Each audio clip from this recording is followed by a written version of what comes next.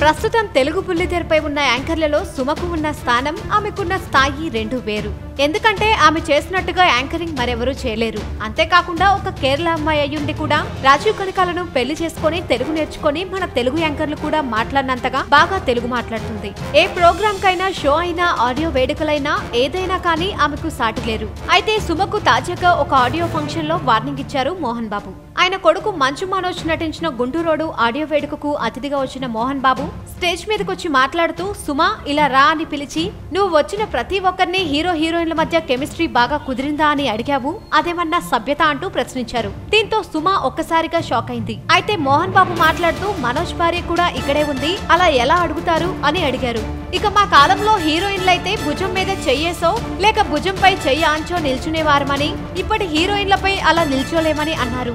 ఇక మా కాలంలో కెమిస్ట్రీ అన్న పదం అనేది లేదని ఆయన తెలిపారు. ఇక విష్ణు ఫంక్షన్ కొచ్చి మనోజ్ ఫంక్షన్ కు రాకపోతే బాధపడతాడని మా స్నేహితులు చెప్పడంతో బిజీ స్కెడ్యూల్ ఉన్నా సరే ఇక్కడకు వచ్చానని ఆయన చెప్పారు.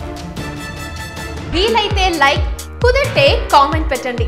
ఇలాంటి ఇంట్రెస్టింగ్ బ్రేకింగ్ బిగ్ న్యూస్ మాకు తెలిసిన వెంటనే మీకు తెలియజేస్తాం. దీనికి మీరు చేయవలసిందల్లా ఇక్కడ కనిపిస్తున్న సబ్స్క్రైబ్ బటన్ ని నొక్కి సబ్స్క్రైబ్ అవ్వండి.